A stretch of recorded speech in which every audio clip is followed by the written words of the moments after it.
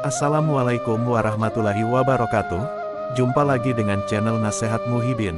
Mudahan pian dipanjangkannya umur, disehatkannya badan, dia murahkan rezeki. Kali ini admin akan menceritakan tentang 6 karamah Sunan Gunung Jati.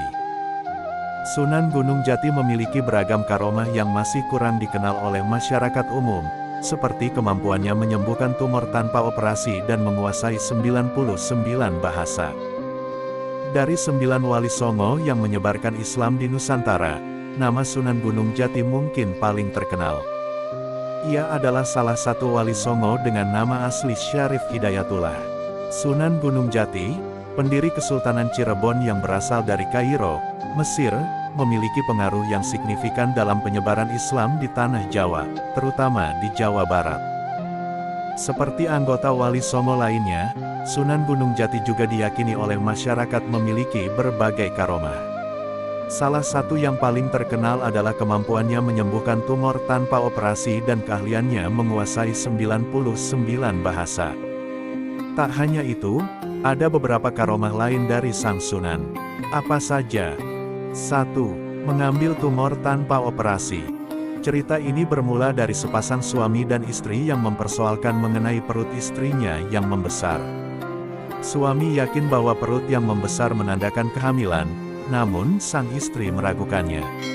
Akhirnya, pasangan tersebut mendatangi Sunan Gunung Jati untuk memastikan isi perut sang ibu. Hasilnya, setelah diperiksa, ternyata bukanlah kandungan melainkan penyakit tumor. Dengan menggunakan kesaktiannya, Sunan Gunung Jati berhasil mengambil tumor dari si ibu setelah dipastikan bahwa perut yang membesar tersebut bukanlah janin. 2. Menguasai 99 bahasa. Bukan hanya bahasa dunia, tetapi juga bahasa lokal di beberapa daerah di Indonesia. Kemampuan ini dimanfaatkan oleh Sang Sunan untuk menyebarkan Islam hingga ke wilayah pelosok. 3. Ahli strategi.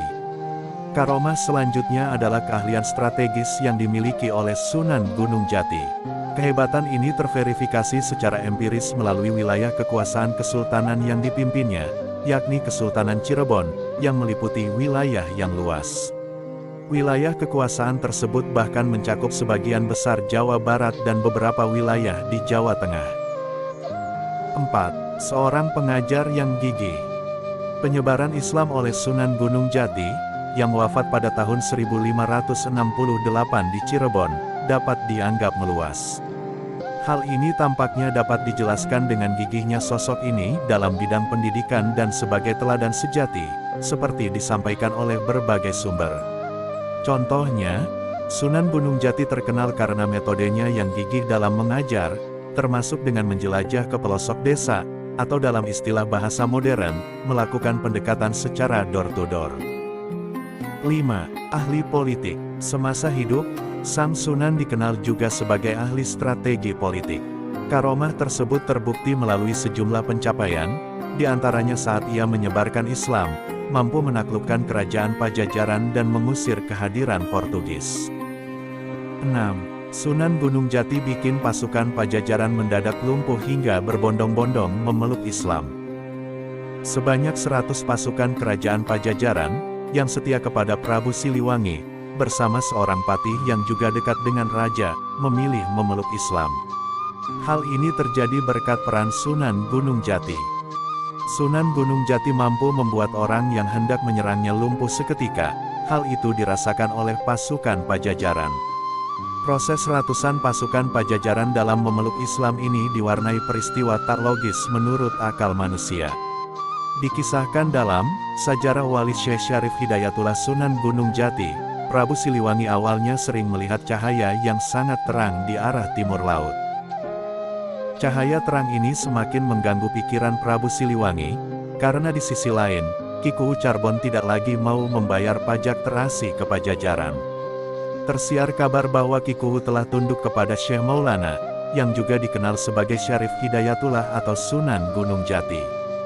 Hal ini menyebabkan terhentinya pembayaran pajak, dan Ki Kuwu telah membangkang kepada pemerintah Pajajaran. Dua peristiwa itu benar-benar mengganggu pikiran Prabu Siliwangi. Oleh karena itu, sang penguasa Pajajaran ini memerintahkan anak buahnya, termasuk Patih bernama Patih Lembu Sasra dan 100 pasukannya, untuk mengecek sumber cahaya terang terlebih dahulu. Patih Lembu Sasra tiba di Cirebon pada tengah malam, dan ternyata cahaya itu berasal dari arah Gunung Jati. Sang Patih Pajajaran dan 100 prajuritnya melanjutkan perjalanan mereka, dan telah tiba di Gunung Patuhunan. Ke-100 prajurit yakin bahwa cahaya yang terlihat adalah cahaya Batara Luhung. Setibanya di Gunung Sembung, mereka kemudian maju menyerbu, namun, senjatanya menjadi tidak berfungsi lagi. Tombak dan rencong menjadi hancur lebur. Ki Patih lalu memerintahkan pasukannya untuk mengamuk dan menghancurkan musuh, akan tetapi, ternyata popor dan bedil semuanya tidak berbunyi. Pasukan Pajajaran mencoba mendaki Gunung Kentaki, namun, para prajurit itu kemudian menjadi tidak dapat bergerak, mereka menjadi tak berdaya, terguguk-guguk terpaku di tempatnya. Keesokan harinya, Syarif Hidayatullah turun bersama Patih Keling, dan menjumpai pasukan Pajajaran yang telah lumpuh, menjerit-jerit mohon ampun. Mereka memohon untuk dibiarkan hidup dan dipulihkan dari kelumpuhannya. Dengan tenang, kemudian Syarif Hidayatullah menasehati pasukan itu sambil berkata, ada obat yang mujarab bersama 2 kalimat syahadat, terimalah ini. Pasukan itu menerima wejangan 2 kalimat syahadat, dan setelah mengucapkan syahadat, 100 orang tersebut memeluk Islam. Mereka memutuskan untuk tinggal dan berbakti kepada Syarif Hidayatullah, serta melupakan rajanya. Dengan demikian, jumlah pengikut Syekh Maulana sekarang mencapai 400 orang. 100 orang berasal dari Keling, 100 orang dari Cangkuang, 100 orang dari Kawu Cirebon, dan 100 orang lainnya berasal dari pasukan Pajajaran. Semuanya menjadi pengikutnya di Gunung Jati. Sampai di sini dulu kisah cerita karomah Sunan Gunung Jati. Jika ada salah kata, mohon maaf, minta halal, minta ridho. Assalamualaikum warahmatullahi wabarakatuh.